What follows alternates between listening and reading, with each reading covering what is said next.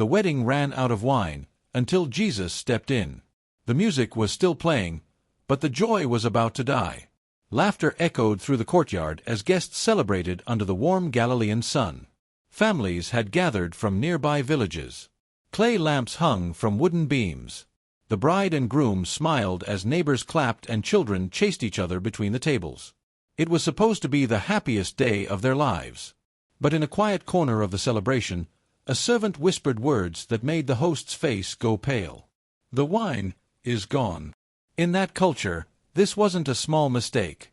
Running out of wine at a wedding was a deep humiliation. It meant shame for the groom's family. Guests would talk about it for years.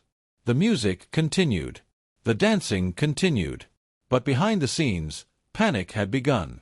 Among the guests sat a woman who noticed everything. Her name was Mary. She watched the servants rushing back and forth, whispering nervously. She saw the worried look on the host's face. Mary understood what was happening before most people realized. The wine had run out.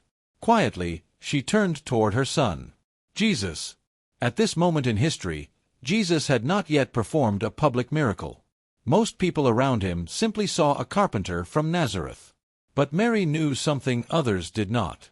She had carried him, raised him, watched him grow in wisdom and favor with God. And now she leaned toward him and said softly, "They have no more wine." Jesus looked at her. His reply was calm but mysterious. "Woman, why do you involve me? My hour has not yet come." To anyone else, that might have sounded like a refusal. But Mary didn't argue. She didn't plead. Instead, she turned to the servants and gave one simple instruction that would echo through history. "Do whatever he tells you." Nearby stood 6 large stone jars used for ceremonial washing. Each jar could hold 20 to 30 gallons of water. They were empty. Jesus looked at the servants. "Fill the jars with water." The servants exchanged uncertain glances. Water. At a wedding feast where wine had run out. But Mary had spoken with quiet authority. "Do whatever he tells you." So they obeyed. They carried bucket after bucket from the well. Slowly the jars filled. The water sloshed inside the heavy stone containers until each one was filled to the very top. Jesus then gave another command. "Now draw some out and take it to the master of the banquet." This made even less sense. The master of the banquet was responsible for the quality of the feast. If the servants brought him plain water while the celebration expected wine, the embarrassment would only grow worse. Still, they obeyed. One servant dipped a ladle into the jar. The moment the liquid touched the cup, something impossible had happened. It was no longer water. It had become wine. Rich, deep, fragrant. The servant stared in shock. Another servant tasted it. This wasn't just wine.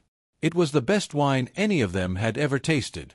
Heart-pounding, the servant carried the cup to the master of the banquet. The master lifted it to his lips and took a drink.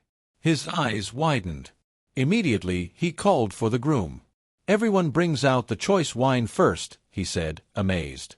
"Then the cheaper wine after the guests have had too much to drink." He held up the cup. "But you have saved the best until now." The groom blinked in confusion. He didn't know what had happened. He didn't know that disaster had nearly ruined the celebration.